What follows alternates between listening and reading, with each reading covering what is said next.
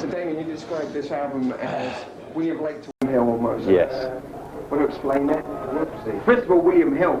Well, this is sort of William Hill, isn't it? Pubs, betting. We'll go with it. Alcohol, English, sex.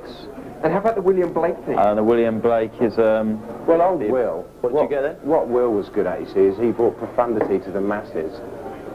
He was a great populariser. Oh, I'll tell you that one again. So there's a definite parallel here between Blur and Bill Blake? Well, one would hope so. Not magic hours, but not bad. One would definitely hope so. 41, I got 41. Oh wait, my turn. Here we go. 2:30 gives her a cut door, they're glowing in a hot door. Good night TV, you're all made up and you're looking like me. To want to be alone, we wear the same clothes cause we feel the same, cause we dry lips when we say goodnight. Another century, oh, it's nothing special. A lot of the album is sort of inspired and loosely based on Martin Amos's book London Fields. Ah! So Keith, who was He was an avid arrow player.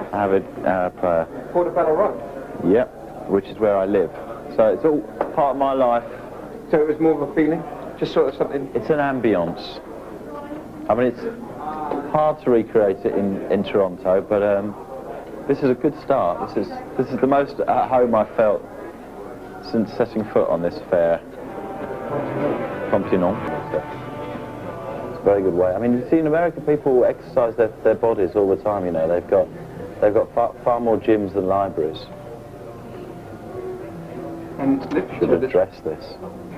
It's literature that has influenced you all the way from. Well, you should exercise your body and your brain at the same time. I suppose, yeah.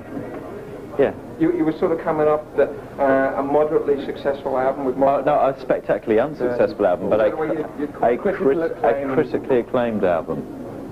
Or commercially mediocre. So was the pressure on to make money here, to stay with the label, to actually continue as a band? I don't think we've ever sort of concerned ourselves with making money. Right. So what have you been concerned? Oh dear. Besides Making much Bad music. arrows. Bad arrows. Yeah. I mean, I don't. Sun, Sex and Sangria is the idea, with a little bisexual aperitif. Townsend and the Who become almost an archetypical pop band. Yes, it is. And I could never really stomach Roger. I always found Roger a bit of a spoon. But they definitely had some good tunes, those boys. And what is it about Britain on the pop 60s that fascinates you guys? I don't think it's really. I don't think it's exclusively that at all. Probably the music, but the actual culturally, I think it starts sort of in Victorian Britain. Actually, I want to be specific. It's the music hall of the late 19th century that we find interesting. You know, the sort of. I think we're always interested in any sort of cultural point that marries sort of good tunes and alcohol. You got it? Good man. You had you too. Thank you, gentlemen. Absolute float that was. So why'd you call the album Parklight? You don't want to talk about it. Why'd you call the album Parklight?